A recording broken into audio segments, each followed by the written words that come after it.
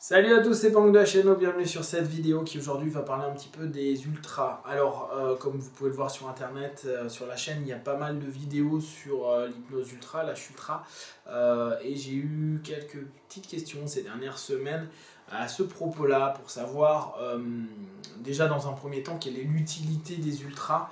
Alors maintenant ça fait plus de 2 ans que je les utilise. L'idée, c'est vraiment, en tout cas moi maintenant je l'utilise beaucoup pour des personnes qui ont des choses assez lourdes, des dépressions, des douleurs, des choses qui marquent, alors aussi les viols, les fortes violences, en tout cas bon, des choses assez pesantes.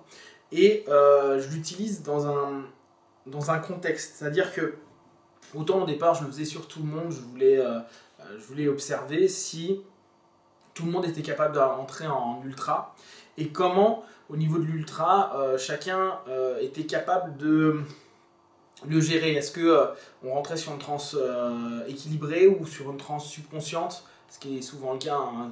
Je vous rappelle, moi dans ma sémantique, donc, pour moi il y a les trans sont conscientes ou subconscientes, c'est-à-dire équilibrées ou déséquilibrées. Dès qu'elles sont déséquilibrées, c'est soit le conscient qui est trop présent, soit le subconscient qui est trop présent.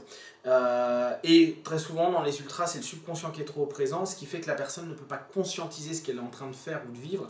Et vu qu'elle est dans un état profond où les suggestions externes ont beaucoup plus de mal à pénétrer, on va dire, à filtrer, c'est la personne dans sa transe qui doit s'orienter vers des choses qu'on a décidé en amont durant la séance. Et si la personne n'est pas prête, en fait, très souvent elle se fait happer par le subconscient vit sa petite vie et est tranquille. En général, vu que c'est un état qui est positif, quand on a des longues douleurs, quand on a des problématiques même viscérales depuis des années, ça apaise vraiment d'un coup, donc on se perd dedans.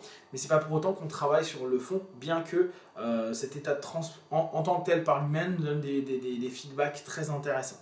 Néanmoins, si on veut faire prendre conscience ou travailler sur des choses un peu plus profondes, et qu'on le fait faire à tout le monde, très souvent ils vont revenir à la session, ils vont se sentir bien, pour autant ils n'auront pas nécessairement traité la problématique. Donc de cette utilisation que je faisais au quotidien sur tous mes partenaires, je suis passé à une utilisation en cours de thérapie. Donc moi je vous rappelle, hein, ma manière de travailler, c'est travailler sur le principe des thérapies brèves, c'est-à-dire que je m'autorise à avoir entre 2 et 3 ans mes partenaires pour faire un travail plus global, même si la problématique de départ était, on va dire, minime entre guillemets, hein, toute problématique est sérieuse pour la personne qui la vit, mais en tout cas, on travaille sur et le symptôme et sur le fond qui en fait a développé d'autres symptômes à certains moments, et puis avec les compensations, l'intégration, etc.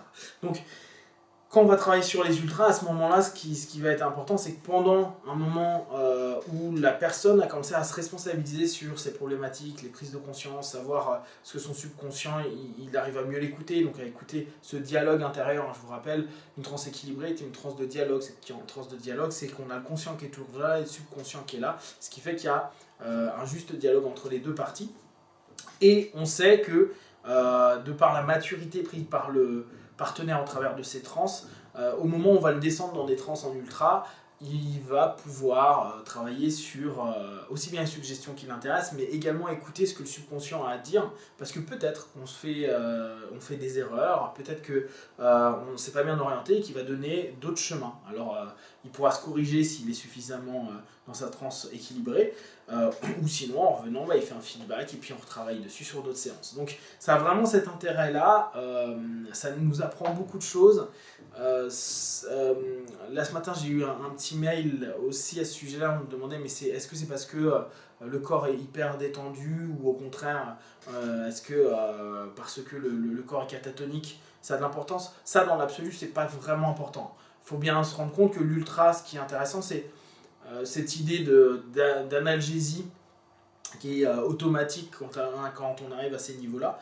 Et après, c'est surtout ce qui se passe à l'intérieur qui a vraiment, vraiment une potentialité d'ouverture. Très intéressant avec des maladies lourdes. Je pourrais en parler plus à fond sur vraiment le rapport des trans profondes et des maladies lourdes, notamment le cancer, où il se passe des très très bonnes choses si on a bien fait en amont un travail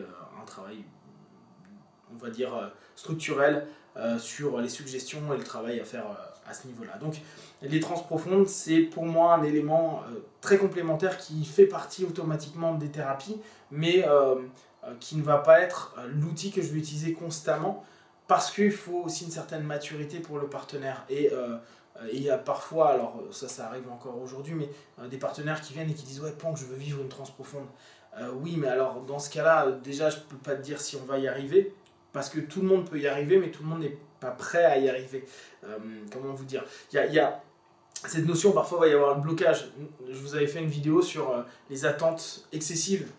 Et les attentes excessives, ça fait qu'on va être observateur de ce que l'on vit à la place de vivre l'expérience en tant que telle, et donc de se laisser aller dans la profondeur. Si on observe, à partir de là, on a très forte chance de ne pas vivre l'expérience et donc d'être déçu, frustré, ce qui crée encore plus de frustration. Donc en gros, on a un cercle vicieux, ce qui fait que on voit que les autres y arrivent et qu'on n'y arrive pas, donc on a de plus en plus envie, et on a de plus en plus envie, donc on a de plus en plus d'attentes excessives, et ainsi de suite. Et donc on risque de ne pas y aller forcément au moment de la demande. Et puis après, c'est aussi nos facultés à être plus en écoute avec notre subconscient, parfois même, malheureusement, à fuir dans notre subconscient, qui nous font parfois tomber très facilement dans des transes en ultra. Donc voilà, comme d'habitude, si vous avez des questions sur les ultras, vous pouvez me poser des questions. Moi, je vous donnerai mes feedbacks par rapport au cabinet, ce que je mets au quotidien en place. Pour moi, c'est vraiment un outil qui est extraordinaire.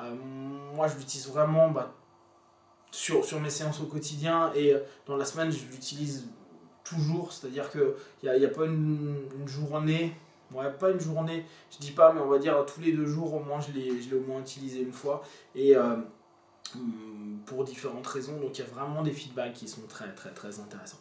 Si vous avez des questions, bien sûr, vous m'envoyez un petit mail ou un petit commentaire sur Facebook. Comme d'habitude, prenez ce qui est bon pour vous, retirez ce qui n'est pas. Le plus important est de devenir qui vous êtes vraiment. Prenez soin de vous.